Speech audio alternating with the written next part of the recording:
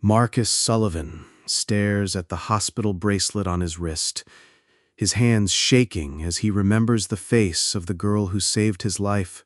She sat with him in that filthy alley for 20 minutes, holding his hand while he drifted in and out of consciousness. Her voice was gentle, reassuring, telling him help was coming.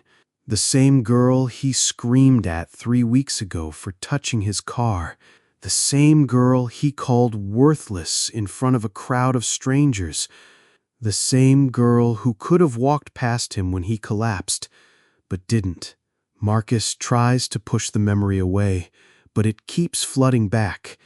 The way Lucy looked at him when he was yelling, not with anger or fear, but with something that looked almost like disappointment, like she expected better from him, like she knew him. The nurse says Lucy disappeared before the paramedics could thank her. No one knows her last name, no one knows where she went, but Marcus knows he has to find her. He owes her more than his life. He owes her an apology. Sometimes the people we overlook are the ones who end up saving us in ways we never expected. If this story is touching something in your heart, I'd love to know where you're listening from tonight. And please subscribe for more stories about the moments that change everything. Now let me tell you how Marcus and Lucy's paths first crossed, and why her kindness nearly broke him. Marcus Sullivan built his empire on being untouchable. His tech company employs 8,000 people across 4 states. His penthouse apartment overlooks the city like a throne. His custom Lamborghini costs more than most people's houses. But success came with a price. Marcus learned to see people as assets or obstacles. Employees were productivity metrics. Charities were tax write-offs. The homeless were inconveniences cluttering his perfect world. He drives through downtown every morning, windows up, air conditioning running, insulated from the mess of real life. The beggars on street corners, the families sleeping in doorways, the teenagers aged out of foster care with nowhere to go. Marcus doesn't see them. He doesn't want to see them. Lucy Carter wakes up in Pioneer Square at dawn, her sleeping bag damp with morning dew. She's been on the streets for 8 months, ever since she aged out of the foster system. No family, no safety net, just a high school diploma and the clothes on her back.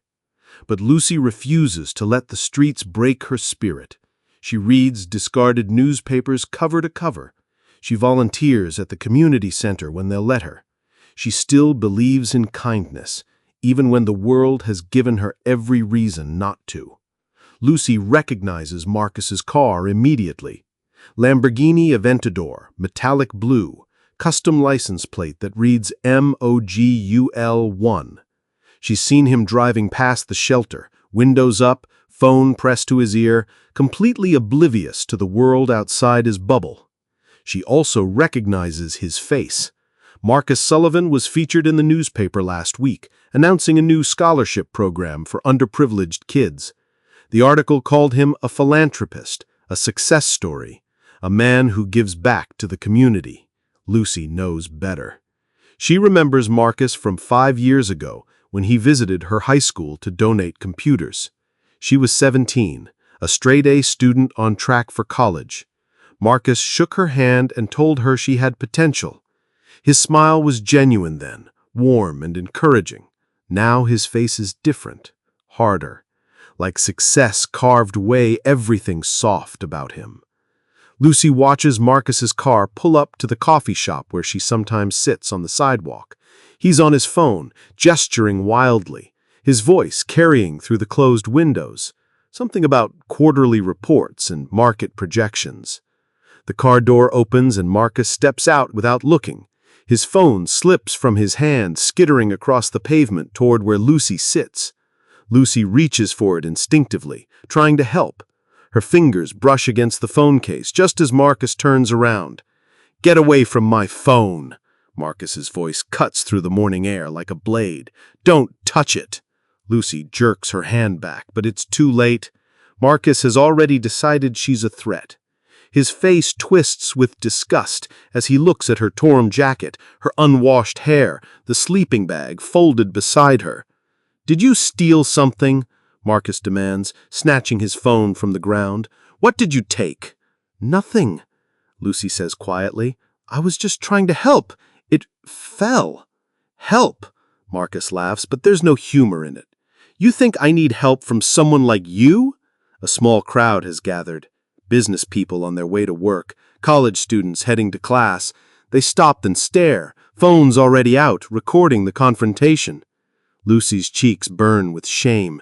She knows what she looks like to them, what she looks like to Marcus. A homeless girl, a problem to be solved or avoided. "I'm sorry," she whispers. "I didn't mean to..." "To what? To touch my car? To contaminate my phone with your dirty hands? Do you have any idea what these things cost? More than you'll make in your entire worthless life." The words hit Lucy like physical blows. She's heard worse from strangers on the street, but somehow this hurts more. Maybe because she remembers when Marcus was different, when he looked at her like she mattered. "I wasn't trying to steal anything," Lucy says, her voice steady despite the tears gathering in her eyes. "I was just trying to help." Marcus steps closer, his face inches from hers. "People like you don't help. You take. You drag everyone down to your level." The crowd murmurs approval. Someone laughs. Lucy feels herself shrinking under their judgment, disappearing into the shame Marcus is painting her with. "Stay away from my car," Marcus says, his voice low and threatening. "Stay away from me. Find somewhere else to be worthless." He climbs back into his Lamborghini and drives away, leaving Lucy sitting on the sidewalk with tears streaming down her face. The crowd disperses, already forgetting her, already moving on to more interesting drama. But Lucy doesn't forget. She sits there long after Marcus is gone, remembering the boy who once told her she had potential, wondering what happened to him, wondering if he's still buried somewhere beneath all that cruelty. 3 weeks later, when Lucy finds Marcus collapsed in an alley, she almost walks past him, almost lets him face the consequences of his choices alone. Almost. But Lucy Carter was raised to be better than that, even when the world gives her every reason not to be. The video goes viral within hours. Someone's phone captured the entire confrontation, and by lunch, "Rich man humiliates homeless girl" is trending across social media. The footage is grainy, but clear enough to identify Marcus, and devastating enough to destroy his reputation. Marcus doesn't know about the video until his assistant, Jennifer, bursts into his office with her laptop. Her face is pale, her hands shaking, as she sets the screen in front of him. "Mr. Sullivan, we have a problem." Marcus watches himself on the screen, his face twisted with disgust as he screams at Lucy. His voice sounds different through the phone's speakers, crueler, more vicious than he remembers. "How many views?" Marcus asks, his voice steady despite the panic rising in his chest. 2 million and climbing. It's on every platform. Twitter, Instagram, TikTok, Facebook. The comments are..." Jennifer hesitates. "They're not good, sir." Marcus scrolls through the comments, his stomach sinking with each one. "Disgusting human being. How can someone be so cruel? She was just trying to help. This is what wealth does to people." His phone starts ringing. The board of directors, major investors, the PR firm that manages his company's image. Everyone wants to know how he's going to fix this. But Marcus can't focus on damage control. He keeps watching the video, studying Lucy's face, the way she flinches when he yells, the way she tries to apologize even when she did nothing wrong, the way she looks at him like she's seeing someone she used to know, someone better than who he's become. "Sir?" Jennifer's voice breaks through his thoughts. "Channel 7 is here. They want a statement." Marcus looks up from the laptop. Through his office window, he can see the news van in the parking lot, reporters setting up cameras, his employees clustered around the lobby, whispering and pointing.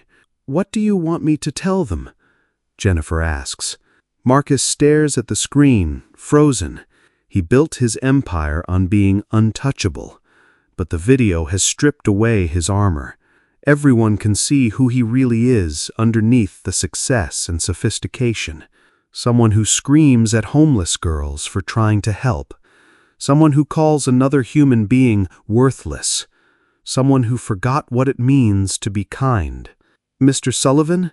Marcus closes the laptop and looks at Jennifer. For the first time in years, he doesn't have an answer. He doesn't have a plan. He doesn't know how to fix this. "Cancel my appointments," he says quietly. "All of them. For today? For the week." Jennifer stares at him. "Sir, you have the Morrison presentation tomorrow, the board meeting on Thursday, Cancel them." Marcus's voice is flat, empty. "I need to think." Jennifer nods and hurries out, leaving Marcus alone with his thoughts. He turns his chair toward the window, watching the reporters gather like vultures. His phone buzzes with notifications, emails from angry customers, calls from disappointed investors, messages from friends who are no longer friends.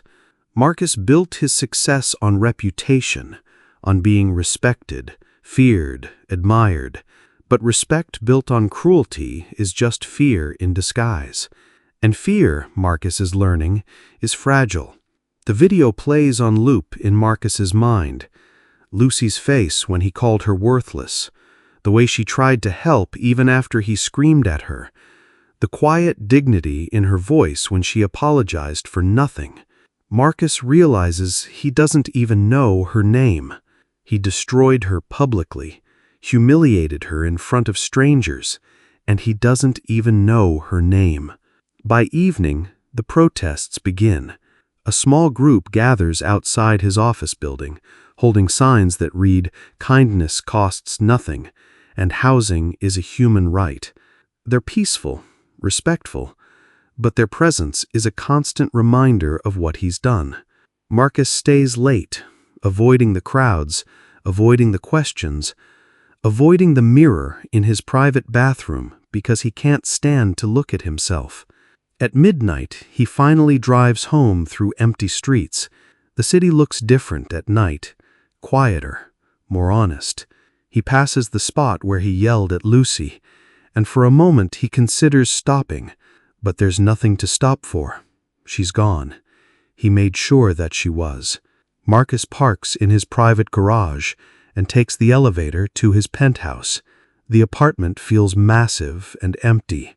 3,500 square feet of imported marble and designer furniture, but no warmth, no life, no proof that a human being actually lives here. He pours himself a scotch and stands at the window looking down on the city he thought he owned. The lights blur together, and Marcus realizes he's crying, not from shame or embarrassment, but from a deeper grief. He's mourning the person he used to be, the person who might have helped Lucy instead of hurting her, the person who might have seen her as a human instead of as a problem to be solved. Marcus drinks his scotch and watches the city sleep, wondering if it's too late to become that person again, wondering if Lucy would ever forgive him, wondering if he'd deserve forgiveness at all. He doesn't know that in 3 weeks he'll have his answer, that Lucy will find him collapsed in an alley, and her response will teach him more about grace than he learned in 40 years of success. He doesn't know that kindness, once received, can transform even the hardest heart. The breaking point comes at the board meeting. Marcus sits at the head of the polished conference table, facing 12 investors who built their fortunes alongside his. These men and women have stood by him through market crashes, hostile takeovers, and aggressive expansions, but they won't stand by him through this. "The video has cost us $14 million in canceled contracts," says Harrison Webb, the board chairman. His voice is cold, businesslike, the tone reserved for firing executives. "Microsoft pulled their partnership. The city canceled the school donation program. Our stock price has dropped 30%. Marcus stares at the quarterly reports spread across the table. Numbers that used to define his worth, now documenting his collapse.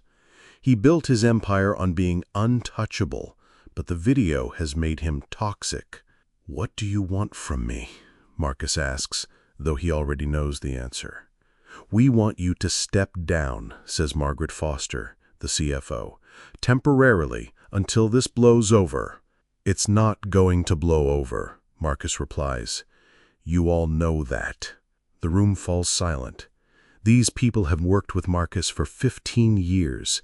They've seen him ruthless in negotiations, cold in business dealings, but never vulnerable, never broken. "The girl," says David Chen, the youngest board member. "Have you tried to find her, to apologize?" Marcus shakes his head. "She's homeless. No one knows where she went." "So find her," Margaret says. "Make a public apology, show that you've changed." "Have I changed?" Marcus asks. The question hangs in the air like a challenge. Or would I just be apologizing to save my company? The board members exchange glances.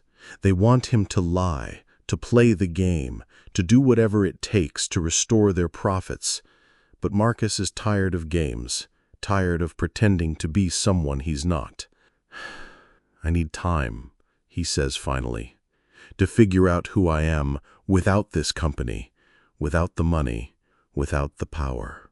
"Marcus," Harrison's voice softens slightly, "you built this company from nothing. It's your legacy." "My legacy is a video of me screaming at a homeless girl.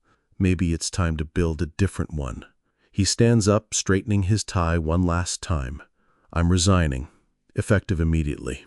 The room erupts in protests, but Marcus is already walking toward the door. He turns back once, looking at the faces of people who were never really his friends. Just business associates. Just people who needed him to stay successful to protect their own interests. "Take care of the company." "I never could." Marcus walks out of the boardroom, past his assistant's desk, past the employees who stop talking when they see him. He takes the elevator down to the parking garage, knowing he'll never see this building again as its owner. The resignation announcement goes out that afternoon. Marcus Sullivan, CEO and founder of Sullivan Tech, has stepped down amid public controversy. The company's stock price jumps 5% within an hour. Marcus watches the news from his penthouse, feeling strangely empty.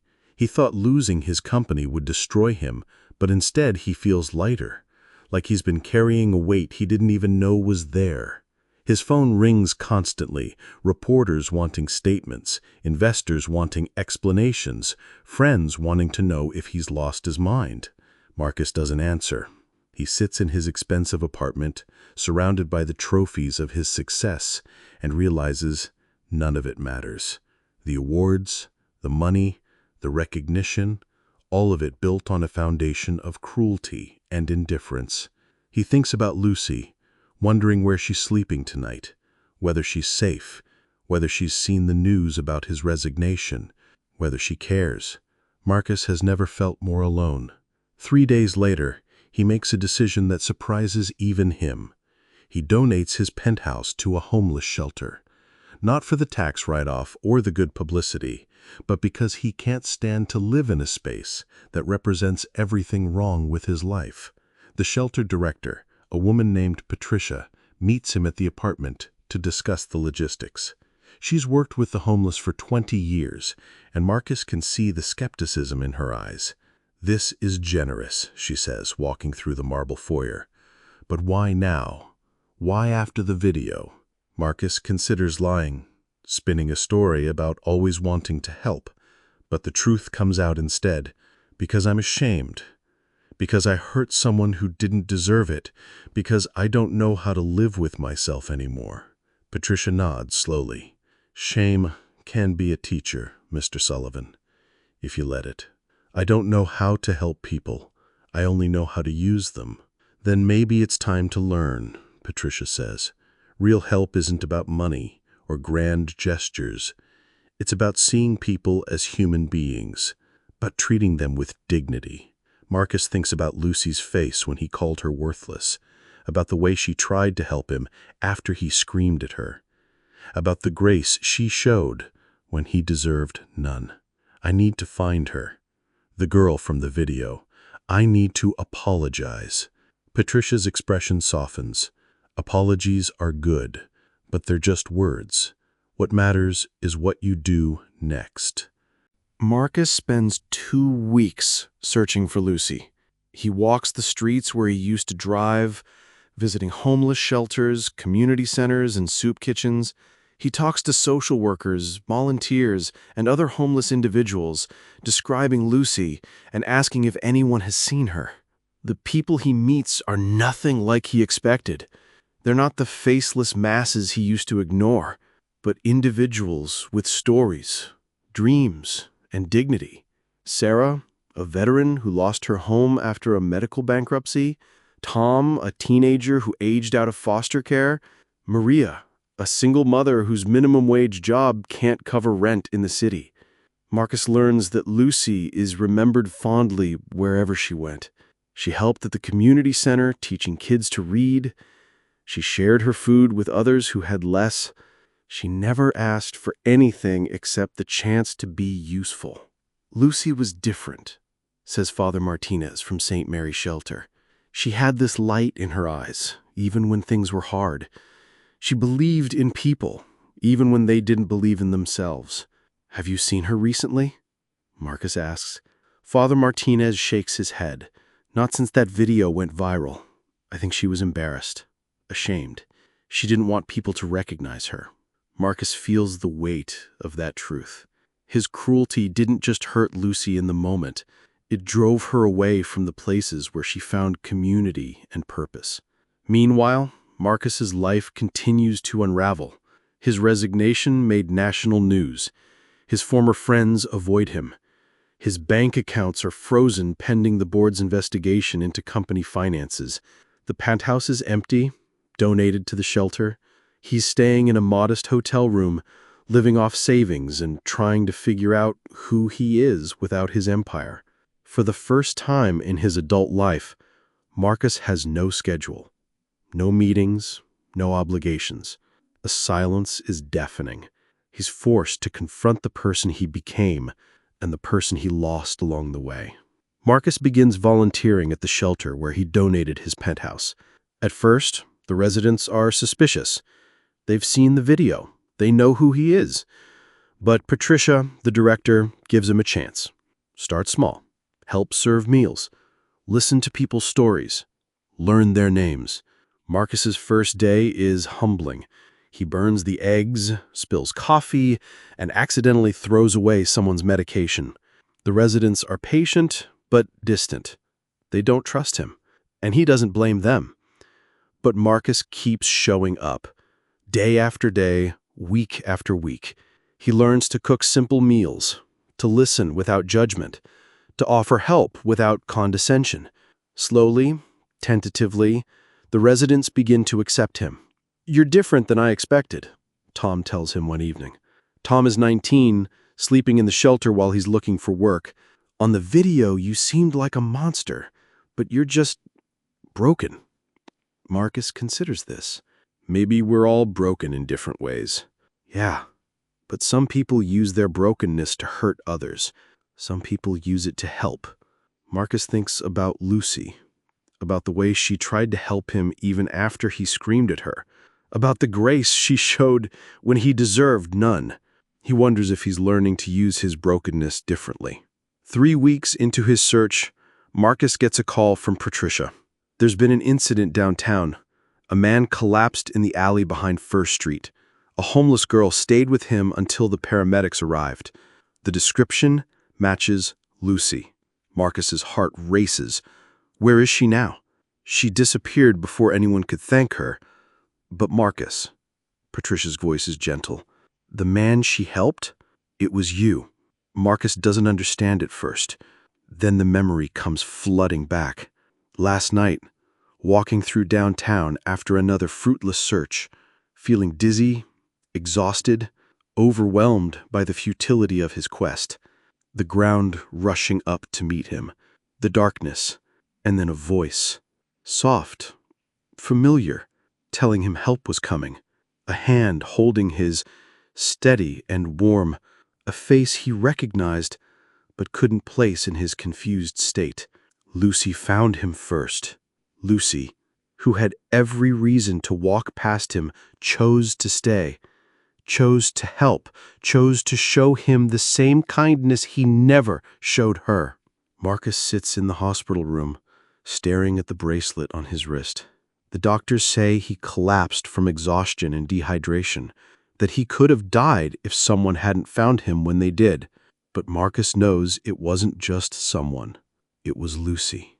The girl he humiliated, the woman he called worthless, the person who saved his life when he didn't deserve saving. He closes his eyes and remembers her voice in the alley, the way she held his hand, the way she stayed with him until help arrived. She could have walked away. She should have walked away. But Lucy Carter, who has been failed by so many people, refused to fail someone else, even someone who had failed her. Marcus pulls out his phone and calls Patricia. I need to find her.